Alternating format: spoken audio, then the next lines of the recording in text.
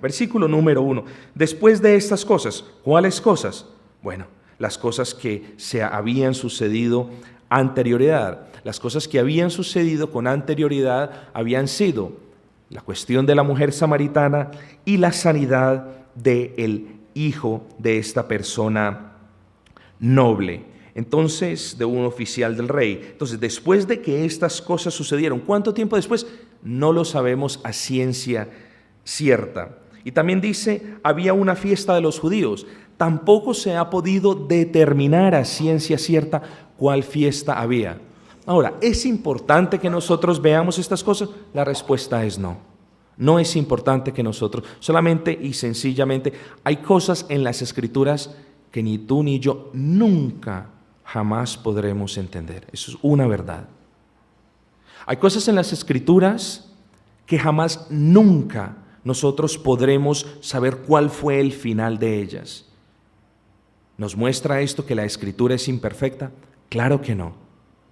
Simplemente las cosas que quedaron en la palabra del Señor quedaron con un propósito. Y ese es el propósito que existe en el capítulo 20, versículo 31. Pero estas cosas se han escrito para que creáis que Jesús es el Cristo, el Hijo de Dios, y para que creyendo tengáis vida en su nombre. Ese es el propósito, no solamente de este evangelio, sino es el propósito como tal de todas las Escrituras. Las cosas que quedaron en las Escrituras, sean claras para nosotros o no, quedaron registradas para que en ellas veamos a Cristo y veamos cuán misericordioso es el Señor. Entonces no sabemos de qué tiempo nos habla el Señor, ni no sabemos si era el año 28, 27 o 29. No lo sabemos a ciencia cierta. Lo importante es que el Señor se halló en Jerusalén, fue a Jerusalén, subió a Jerusalén, y había allí un estanque, una piscina, por así decirlo, una piscina obviamente muy rudimentaria, estamos hablando de 2000 años atrás. Es una piscina que se alimentaba del agua de una de las corrientes. Es una piscina que muchos dicen que se alimentaba del agua de una fuente, ellos le llaman en inglés natural spring, de una fuente que salía de la tierra de una manera natural. Y es importante que nosotros tengamos este contexto en el trasfondo, porque ahorita vamos a ver algo. Versículo 3, aquí comenzamos el tema. En estos yacía una multitud de enfermos, ciegos, cojos y paralíticos que esperaban el movimiento del agua. Queridos hermanos, queridos amigos, qué escena tan triste, qué escena tan trágica. Había una multitud, no habían ni 2, ni 3, ni 5, ni 10, ni 20 personas. En las raíces griegas de la palabra multitud denotamos miles de personas. Entonces, imagínense quizás, no sé, una parte allí con una piscina pública o un estanque, con las aguas quizás no muy limpias y miles de personas a su alrededor. Pero el hecho no era que hubiese miles de personas alrededor, sino la condición de estas personas. Estaban enfermos, ciegos, cojos y paralíticos. Y en el plano espiritual es importante que nosotros veamos que las personas sin Cristo son representadas aquí de una manera fidedigna. Están allí, enfermos los unos con los otros, intercambiando enfermedades los unos con los otros, paralíticos, ciegos, sordos, cojos, mudos, de todo, están allí. Las personas en el mundo son representadas fidedignamente por este versículo. Hay allí afuera, y quizás hay aquí, alguna persona que se pueda poner en aquel lugar, de aquel estanque, ciego, cojo o paralítico. Esto nos representa el mundo. una multitud, una muchedumbre de personas allí afuera, en este estado, enfermos espiritualmente. Y dicen, eran miles de miles y esperaban el movimiento del agua.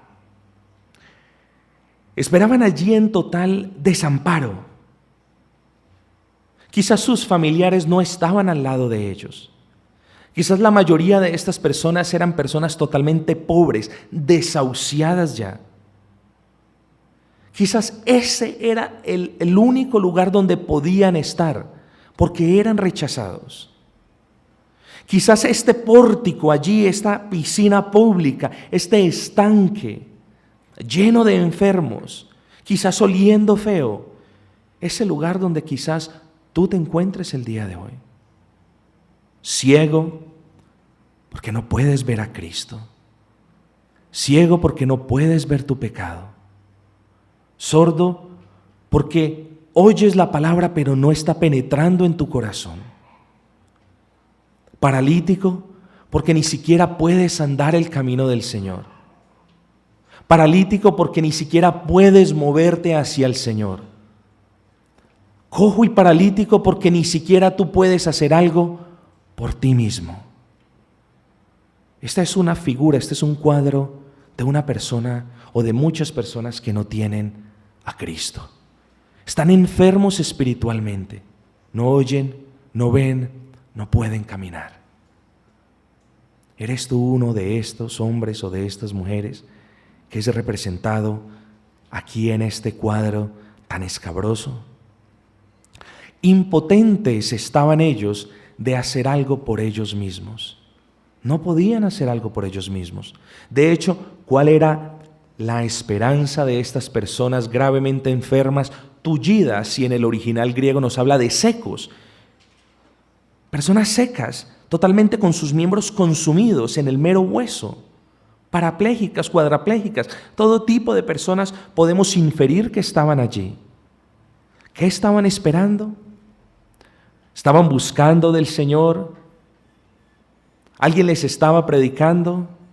No, estaban buscando manifestaciones externas. Estaban buscando que viniese un ángel y que moviese las aguas. Estaban buscando grandes manifestaciones externas. Estaban esperando que Dios se manifestara de esa forma y no de ninguna otra forma. Y cuán equivocados están las personas que están sin Cristo. Porque las personas que están sin Cristo esperan o anhelan que el Señor las cambie conforme ellos quieren. Para vergüenza mía, yo les comentaba, yo quería que el Señor me cambiara conforme lo que yo quería, en la manera que yo deseaba y en la forma y en el tiempo que yo deseaba. Pero estas personas tenían sus esperanzas en algo externo.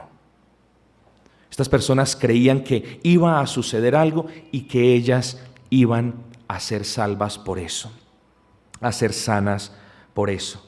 Porque versículo 4, un ángel descendía de tiempo en tiempo al estanque y agitaba el agua, y el primero que descendía al estanque después del movimiento del agua quedaba sano de cualquier enfermedad que tuviese. Vale la pena aclarar que esta no es una descripción como tal del Evangelio, sino una descripción de las creencias supersticiosas de las personas en aquel entonces.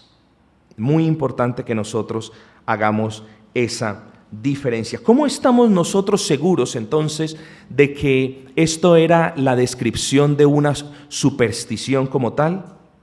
Bueno, miremos entonces la manera como Dios obra en el corazón de las personas. ¿Obra el Señor por medio de cambios externos para luego pasar a un cambio interno? La respuesta es no. Obra de adentro hacia afuera, desde el corazón de la persona hacia afuera. Ahora, no todo aquel que recibe la gracia redentora, automáticamente, como por arte de magia, se sana de las dolencias que pueda tener. Lo que el Señor hace aplicando esa inyección de gracia en el corazón del creyente es sanarlos de esa inhabilidad espiritual que tienen. Es levantarlos de esa sequedad en la cual están. Es la de darles vista, es la de abrirles sus oídos si no escuchan, y es la de habilitarles para que caminen hacia Él. Eso es lo que hace que cuando la gracia redentora es aplicada en el corazón. ¿Por qué estamos seguros de que un ángel no venía y batía las aguas? Porque esa no es la manera, o ese no es el común denominador en ninguno de los evangelios. Me explico. Si esto fuese verdad, sentaría un precedente de que aquel que se esforzara y aquel que fuera más rápido obtendría la gracia del Señor. Y eso no es así, porque es gracia del Señor, es un favor inmerecido que Dios da, no al que quiere, sino a quien Dios quiere darla. Entonces no es el que se esfuerza, es a quien Dios quiere tocar. Y entonces vino el Señor en aquella tarde y le dijo: ¿quieres ser sano? Irrumpió con esta creencia y le dijo: ¿quieres ser sano?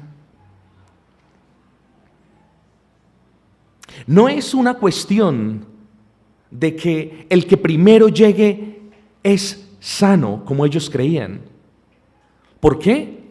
Porque quizás iban a recibir sanidad los que más corrían. Y nos hacemos una pregunta: si estamos hablando de cojos y paralíticos, entonces estamos aquí en una carrera de personas con limitaciones físicas, en una carrera de discapacitados para obtener la gracia del Señor. No, lo que el Señor hace es, Él viene y se acerca a tu corazón y te dice: ¿quieres ser sano? Y qué manera tan sorprendente, qué manera tan sorprendente que el Señor venga siendo Dios y le diga a las personas, por medio de la predicación del Evangelio: ¿quieres ser salva? ¿Necesita el Señor que nosotros seamos salvados? La respuesta es no. Si nosotros despreciamos el Evangelio, para la gloria del Señor lo hacemos.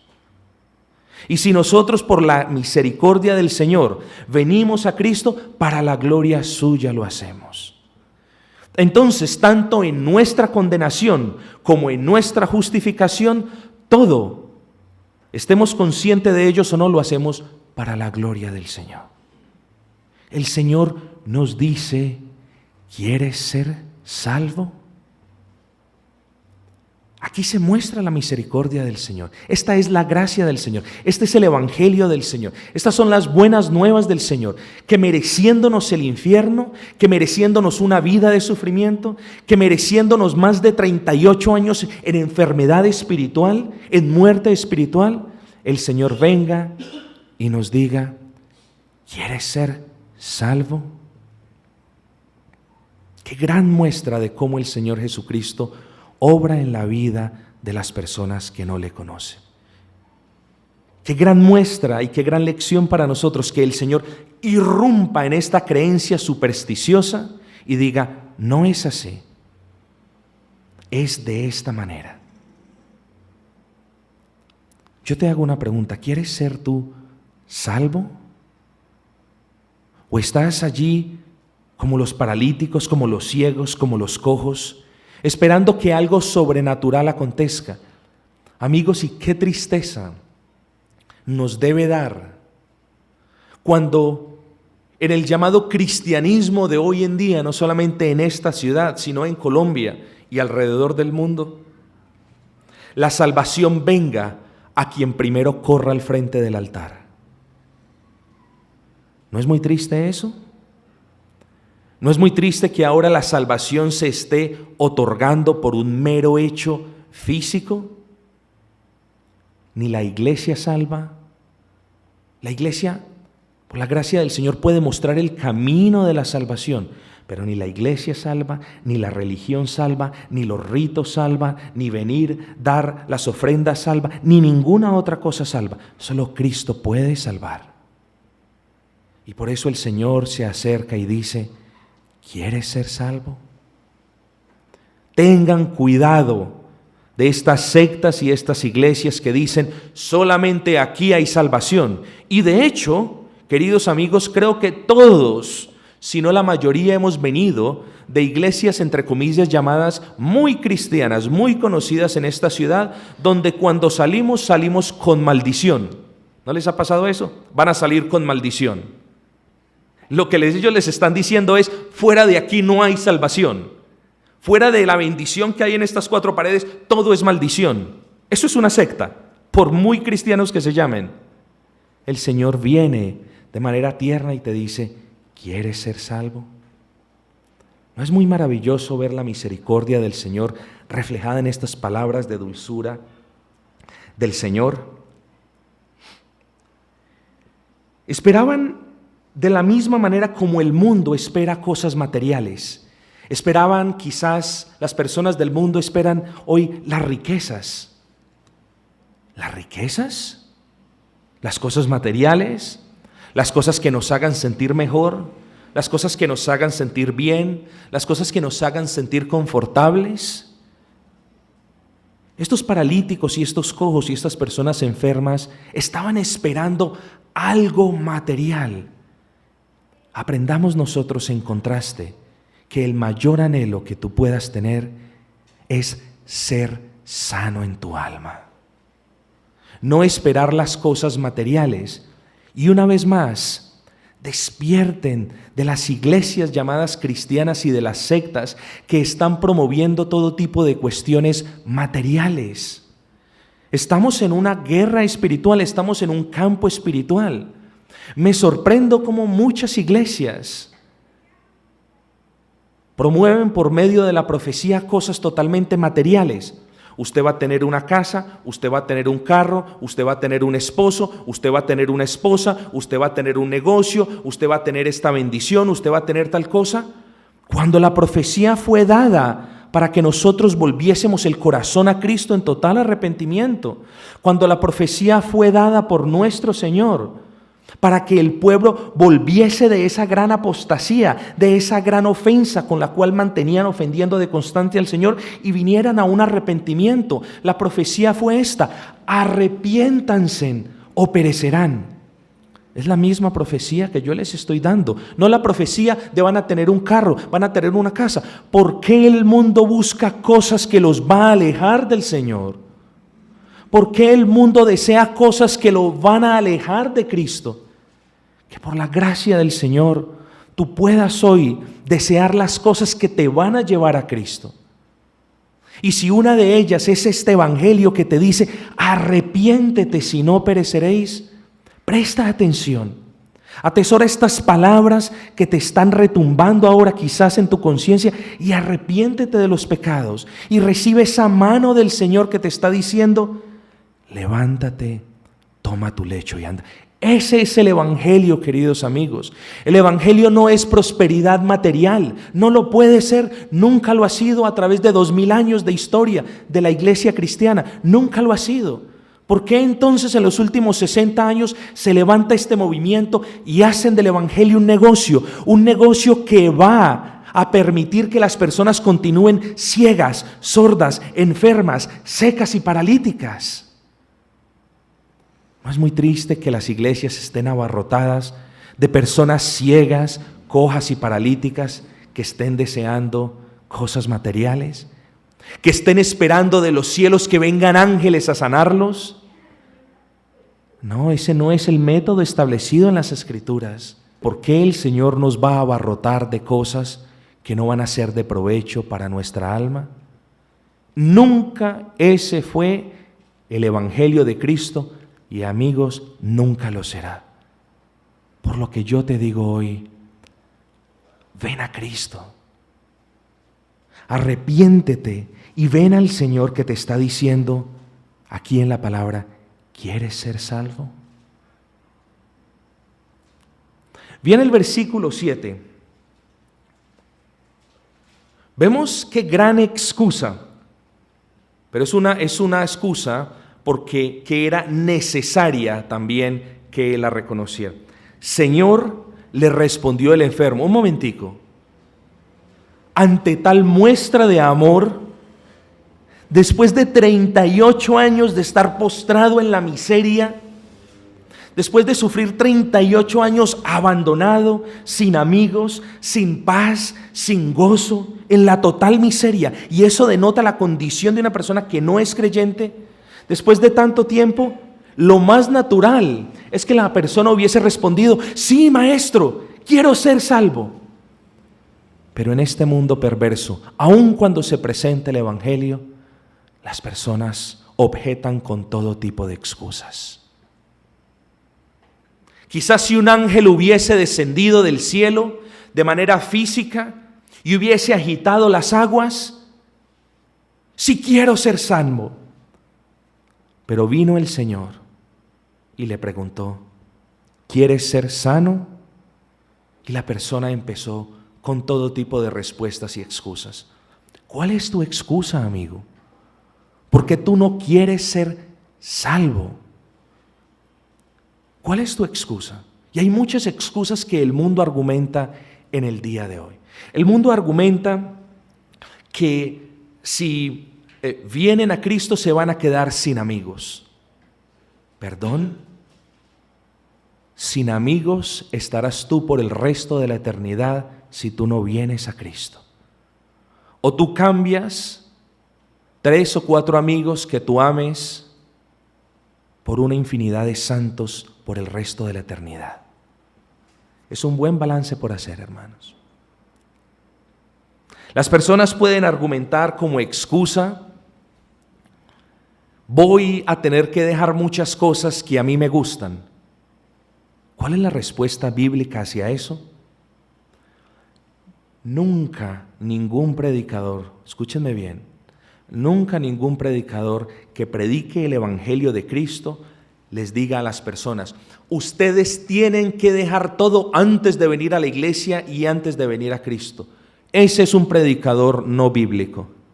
Nosotros decimos, con toda tu inmundicia, con toda tu suciedad, con toda tu parálisis, con toda tu ceguera, ven a Cristo porque Él te está tendiendo la mano. El día que nosotros digamos, deja todo lo que haces, deja las perversidades, no tomes más para que entonces vengas a Cristo, estamos predicando un evangelio que no es cristocéntrico. Estamos predicando un evangelio que sería, deja primero, haz las obras, ejecuta en ti un cambio moral primero y después ven a Cristo. Nosotros decimos, no, ven a Cristo, tal cual tú estás. Ciego, sordo, seco, mudo, paralítico, impotente de ejercitar un cambio en ti mismo, porque es el poder de Cristo quien te cambia. Abandona las cosas de este mundo, porque este mundo no tiene ningún objetivo sino el de absorberte y el de consumirte para que junto con él seas destruido eternamente. Dale la espalda a este mundo y ven a Cristo que te está diciendo, ¿quieres ser salvo? Podríamos quedarnos toda la noche meditando en las excusas. Podríamos sacar como excusas, por ejemplo, la siguiente. Yo nací católico o nací en cierta religión, crecí en cierta religión y quiero morir en cierta religión. ¿Perdón? Por un error que ha pasado de generación en generación, ¿tú no vas a atender el llamado del evangelio? Perdón, amigo paralítico, por 38 años has estado esperando llegar de primero allí cuando las aguas se baten y no te das cuenta en el estado en que estás, no te puedes mover, no hay nadie quien te ayude y tú aún sigues esperando en una manifestación externa. Démonos cuenta del estado en el cual están las personas sin Cristo. Están como paralíticos, nadie los puede ayudar, nadie los puede mover, ellos no pueden ir hasta esta piscina, por así decirlo, Y cuando llega el Señor y le dice, ¿quieres ser sano?, la persona nos da una retahíla de excusas.